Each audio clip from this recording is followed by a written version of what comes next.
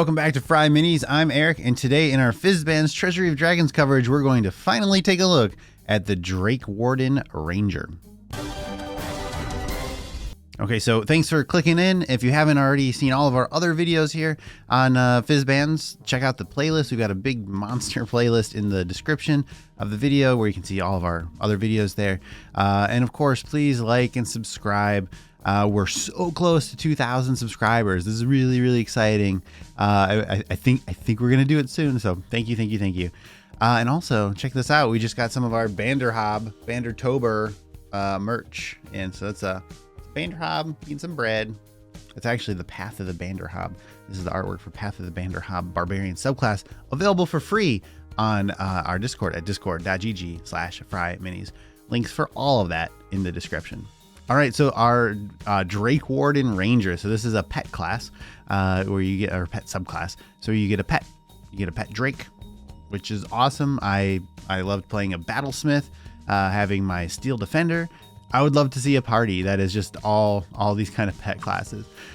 This right here, the Drakewarden with a Battlesmith Artificer, with maybe a Shepherd Druid or something. I don't know. Just throw all these pets out there and then give some items for anybody that doesn't have one.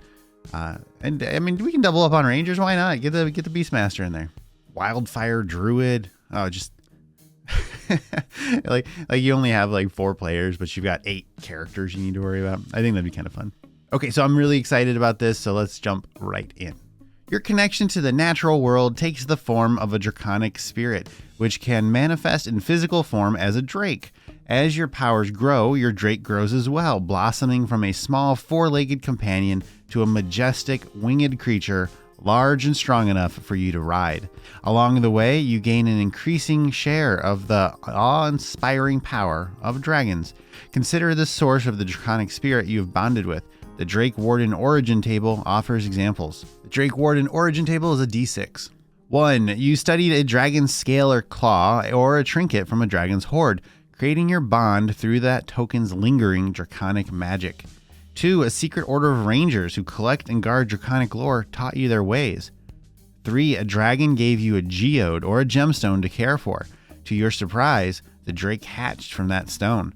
4. You ingested a few drops of dragon blood, forever infusing your nature magic with draconic power.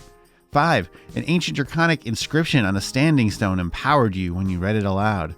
6. You had a vivid dream of a mysterious figure accompanied by 7 yellow canaries who warned you of impending doom. When you awoke, your drake was there, watching you. I think that's Bahamut, that last one, by the way, the Platinum Dragon God. Okay, you've heard me say it before, in any class or race or anything, any character option that gives you kind of some context for why you have that power, why you have that lineage, why you have that race, or whatever. I think it's great. I like to, I mean, as a player and as a DM, you can come up with these on your own, but to see it like official kind of recommendations, I think is good because I mean, these are good options. But also, if you hadn't thought of kind of creating that why, maybe now you have. Draconic Gift. The bond you share with your drake creates a connection to dragonkind, granting you understanding and empowering your presence. You gain the following benefits. Thaumaturgy. You learn the Thaumaturgy cantrip, which is a ranger spell for you. Tongue of Dragons. You learn to speak, read, and write Draconic or one other language of your choice. Okay, Tongue of Dragons, of course, totally makes sense that you can take Draconic, and I like that you have the option to pick something else if you already have that, or maybe if you want to flavor it all as something else, maybe. Oh wow, that would be cool. So the whole thing, you don't even flavor it as a dragon, you flavor it as like an elemental, and maybe take Primordial. Spicy, I like it. But the Thaumaturgy, I talked about this a little bit on the live stream. I think the Thaumaturgy is just that a draconic presence is loud and powerful, and this is a way to kind of emulate that. Which, okay, I think that one's a little loose, but that's fine. I'm happy to give out utility cantrips all day long. Drake Companion. As an action, you can magically summon the drake that is bound to you. It appears in an unoccupied space of your choice within 30 feet of you. The drake is friendly to you and your companions, and it obeys your commands. See its game statistics in the accompanying Drake companion stat block, which uses your proficiency bonus in several places. Whenever you summon the Drake, choose a damage type listed in its Draconic Essence trait. You can determine the cosmetic characteristics of the Drake, such as its color, its scale texture, or any visible effects of its Draconic Essence. Your choice has no effect on its game statistics. In combat, the Drake shares your initiative count, but it takes its turn immediately after yours. It can move and use its reaction on its own, but the only action it takes on its turn is the dodge action, unless you take a bonus action on your turn to command it to take another action. That action can be one in its stat block or some other. If you are incapacitated, the Drake can take any action of your choice, not just dodge. So I like the style of it just goes on your turn. It's just so much easier, and just it's streamlined at the table when your summoned things just go on your turn. I like that it takes the dodge action if you don't give it something else. I think a bonus action cost for how kind of powerful this is, I think that's fair. But that does generally keep you away from being that dual wielder ranger. So you'll most likely, I'm imagining, end up being like a longbow person here, which is fine. It's just, I don't know.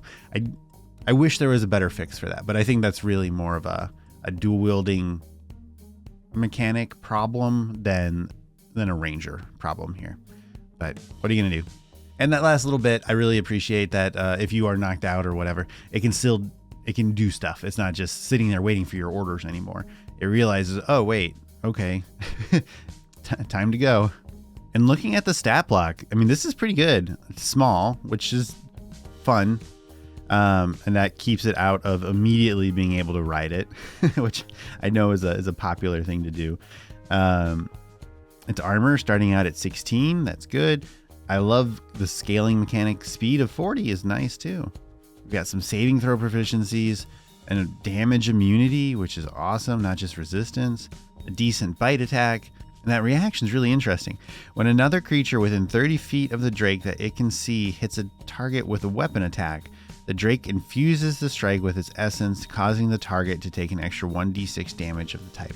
So it's kind of like I get the idea that the weapon is doing that extra damage, but it's not the actual weapon. So if somebody crit and then you use this would not become 2d6. It would just be 1d6 because it's not from the weapon attack.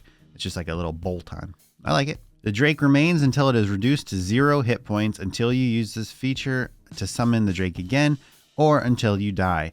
Anything the Drake was wearing or carrying is left behind when the Drake vanishes.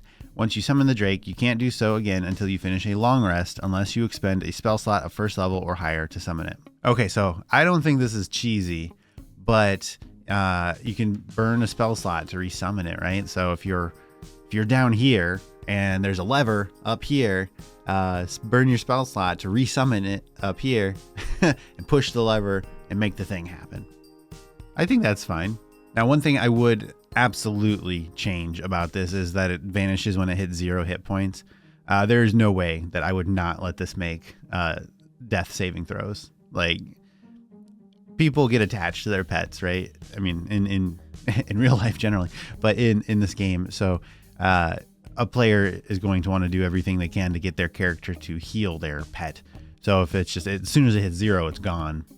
I would definitely give it a chance to be saved. Especially since there's a mechanical cost to resummoning it. Bond of Fang and Scale. The bond you share with your Drake intensifies, protecting you and stoking the Drake's fury. When you summon your Drake, it grows wings on its back and gains a flying speed equal to its walking speed. In addition, while your Drake is summoned, you and the Drake gain the following benefits. Drake Mount. The Drake grows to medium size, reflecting your special bond. You can use the Drake as a mount if your size is medium or smaller. While you are riding your Drake, it can't use the flying speed of this feature. Magic Fang. The Drake's bite attack deals an extra 1d6 damage at the type chosen for the Drake's Draconic Essence. Resistance. You gain resistance to the damage type chosen for the Drake's Draconic Essence. So this is a great level. So you're getting resistance, hopefully not one you already have. Your Drake is doing an extra d6, and you can ride it. So I know you're not flying around on it while you're anyway. But 40 feet, that's awesome. I mean, especially if you're one of the Looks like we won't have any more 25 foot speed movement races anymore. But if you're one of the old ones still stuck with 25, that's a 15 foot, almost double their jump for you, which is great. And then when you're not riding it, the Drake being able to fly around, that's one of the reasons like familiars are so they're not strong, but they're so useful, is that they can fly. They just like natively fly and get to places, explore places, check things out for you. So this 7th level is great. Drake's Breath. As an action, you can exhale a 30-foot cone of damaging breath or cause your Drake to exhale it. Choose acid, cold, fire, lightning, or poison damage. Your choice does not have to match your Drake's Draconic Essence. Each creature in the cone must make a dexterity saving throw against your spell save DC, taking 8d6 damage on a failed save, or half as much on a successful one. This damage increases to 10d6 when you reach 15th level in this class. Once you use this feature, you can't do so again until you finish a long rest, unless you expend a spell slot of 3rd level or higher again to use it. Okay, so we've got on-demand fireball breath now. That's awesome. And it doesn't have to just be fire. You get to pick every single time. That's very, very, very good. Super useful, super great damage, super great utility there, by being able to choose whether it's you or the Drake doing it. So your positioning can be all over the place. Now, one thing that that might happen with this is that, so a cone, right? It's not just a flat triangle. It's like a cone, spherical, or not spherical, but I mean, y'all know what a cone looks like. So when you can fly, and I don't know how, this all depends on how strategic your stuff gets, but if your Drake flies above and then breathes down, and then you'll hit, and it'll basically be a whole fireball for that area instead of just the flat cone that'll have just a little boop bit. I hope those hand gestures were helpful to understand what I'm talking about. But just have fun. Just don't be a jerk about it, making that happen, I guess. And I really like that it increases again at 15th level. Having that flexibility to grow is good. I like mechanics like that. Because I mean, 10d6 versus 8d6 it's not a game breaker anywhere, but it's just a nice little development perk. And a 3rd level spell slot for a ranger is pretty significant investment to be able to do it again, but I mean, it seems reasonable. Perfected Bond. Your bond to your Drake reaches the pinnacle of its power. While your Drake is summoned, you and the Drake gain the following benefits. Empowered Bite. The Drake's bite attack deals an extra 1d6 of the type chosen for its Draconic Essence for a total of 2d6 extra damage. Large Drake. The Drake grows to large size. When you ride your Drake, it is no longer prohibited from using your flying speed of Bond of Fang and Scale. Reflexive Resistance. When either you or the Drake takes damage while you're within 30 feet of each other, you can use your reaction to give yourself or the Drake resistance to that instance of damage. You can use this reaction a number of times equal to your proficiency bonus, and you regain all expended uses when you finish a long rest. Empowered Bite. Great. Keep that damage scaling. That's very reasonable. So you're doing 1d6 piercing plus 2d6 of your elemental type. So when it takes its bite, it's doing 3d6. That's, I think, totally fine. To one creature, it's not a big deal. But it's sturdy enough that it's not a waste of your bonus action. Large size now. You're flying around on it as a mount. That's super awesome. That's great. I mean, that's clear, simple, easy to understand, mechanically good. That's like, these are good features. And Reflexive Resistance. This one, I'm surprised at the wording. This isn't elemental damage. This isn't the same type as your breath. This is just damage. So, I mean, you've got your bludgeoning, your piercing, your slashing, your psychic. You've got everything in here. Using your reaction, it's within 30 feet. I think these are some pretty fair restrictions on such a bold thing. And I like that you've got the multiple uses. Now, of course, if you save it for something big, like a dragon's breath, like you'll get more bang for your buck, but don't be afraid to use this for smaller things too. This is great. This I think is super fun. I don't think anything here is overly powerful.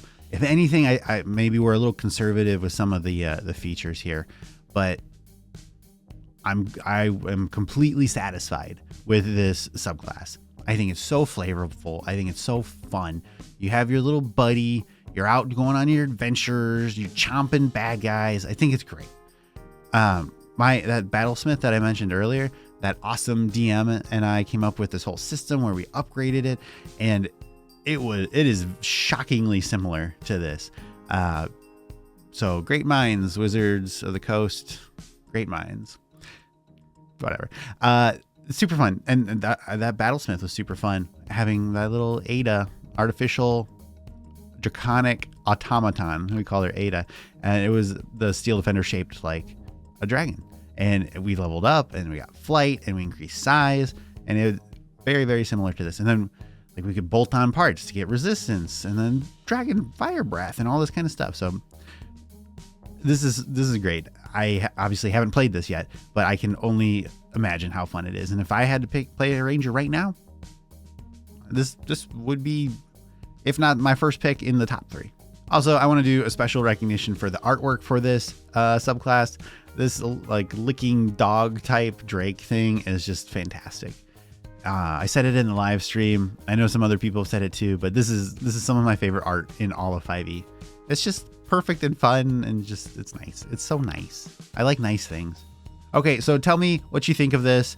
If you happen to watch that monk subclass, I think that will that video, I think that'll illustrate the difference between how I feel about monks versus or that subclass in particular versus like everything else. This is great. I think it's good work. Okay. Thanks for watching, listening to the rambles. We'll see you in the next one.